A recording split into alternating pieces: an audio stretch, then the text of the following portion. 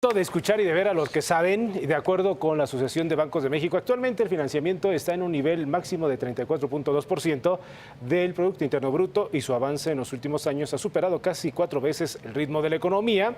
Pero, ¿qué más podemos conocer sobre el manejo del crédito en nuestro país? Valeria Moy, ella es directora general de México ¿Cómo vamos?, colaboradora habitual de este espacio de 6 a 7. ¿Cómo estás, Vale? Muy bien, ¿y tú, Héctor?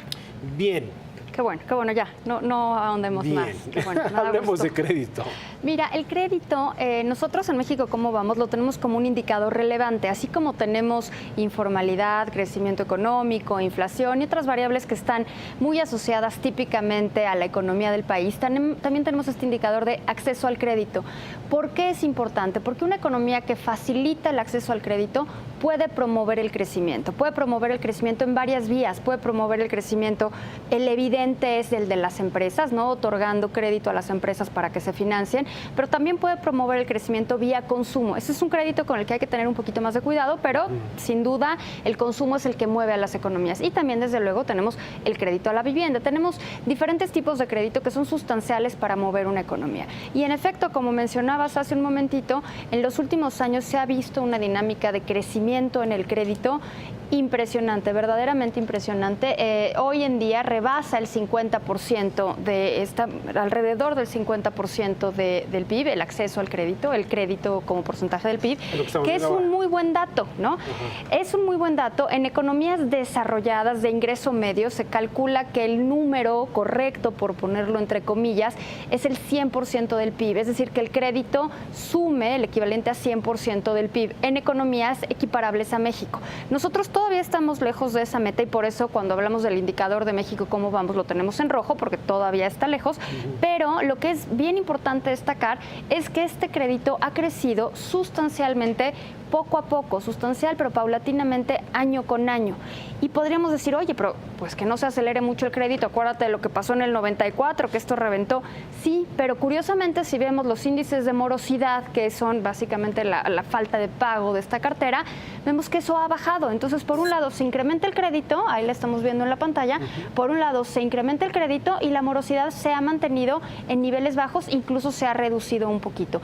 Evidentemente la morosidad en consumo es mayor que en la de vivienda. La gente, ¿esto qué quiere decir? Que la gente pues se puede retrasar más fácilmente en el pago de su tarjeta de crédito, que es el que va enfocado al consumo, que en su vivienda, o de las tiendas departamentales, desde luego, que en su vivienda, ¿no? Claro. En su vivienda la gente rara vez se atrasa.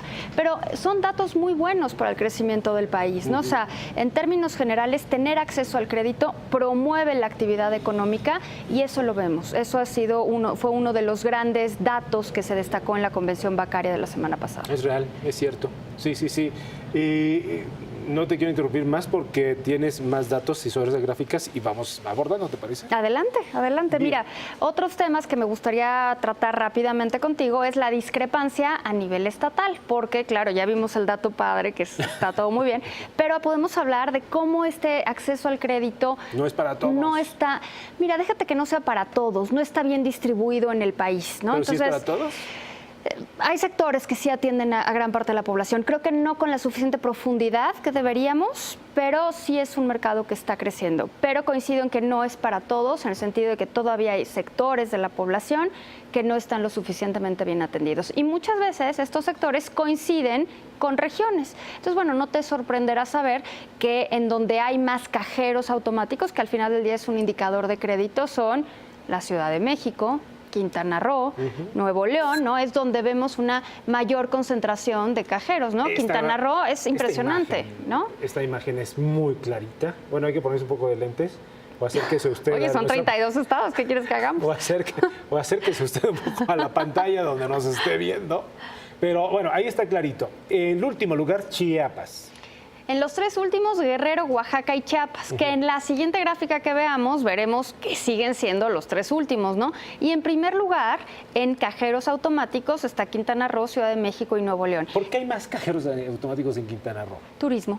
¿O el turismo? Están profundamente concentrados Bien. en la zona turística, ¿no? Ciudad de México lo tenemos muy bien, Nuevo León, y aquí viene la otra. Ahí viene, ve este dato de las tarjetas de crédito, que esto te habla de los créditos también al consumo.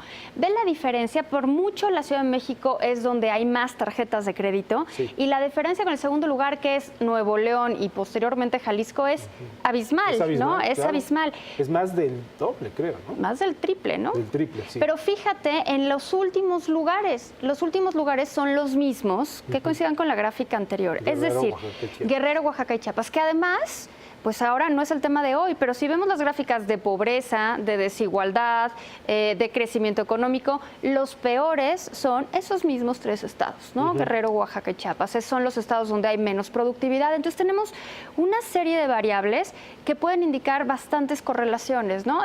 Hay poco crédito, hay mucha informalidad, hay poco acceso a cajeros, hay pocas tarjetas de crédito, son los estados que menos crecen, son los estados donde hay mayor pobreza, son los estados donde la productividad es la más baja del país. Entonces, te das cuenta cómo está todo correlacionado y valdría la pena tratar de llevar mayor profundización del sistema financiero, del sistema bancario a esas regiones del país. Estos elementos que nos proporciona Valeria se destacaron desde la misma inauguración de esta convención bancaria, ¿no?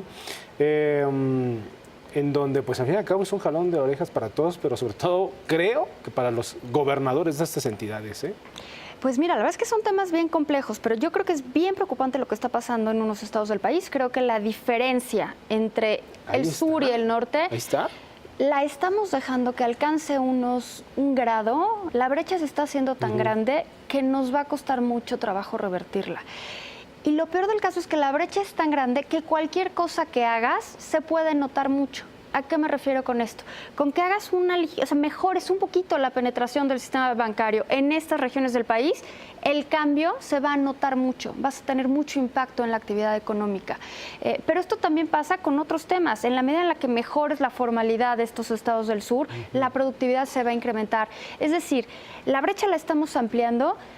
Todavía no es irresoluble, todavía se puede hacer algo, pero lo que me preocupa a mí es que no veo que lo estemos haciendo, ¿no? Sí. O sea, está este programa de zonas económicas especiales que al parecer ya tendría que estar funcionando. No me queda muy claro cómo va el avance. Yo creo que es muy poco y dudo, pero doy el beneficio de la duda de los resultados, ¿no? Sí. Platicamos hace unos días con Gutiérrez Candiani, Con el Gerardo. encargado, y nos decía que van en tiempo y forma. Y esto en relación a que nos está apretando Trump. Entonces, ¿qué hacemos? ¿Qué hacemos en México? Pues una de estas recetas tiene que Es ser fundamental. O el sea, tema de las zonas. tenemos un país segmentado, un país mal conectado en todos los sentidos, desde la electricidad, los ductos de gas, las carreteras, conectividad Sí, interna, claro. conectividad externa.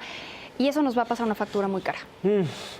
Vale, ¿dónde se puede ver más información, más a detalle de esta información que nos estás proporcionando? Todo está en nuestra página, mexicocomovamos.mx, y en nuestro Twitter, que ya sabes que estamos tuiteando todo el tiempo, @mexicocomovamos. Muy bien, y a ti también te pueden leer en El Financiero, en el los Financiero, miércoles, por supuesto, como el día de hoy. como el día de hoy. Ahí Gracias, está mi Vale. club. Gracias a ti. Hasta la próxima. Gracias.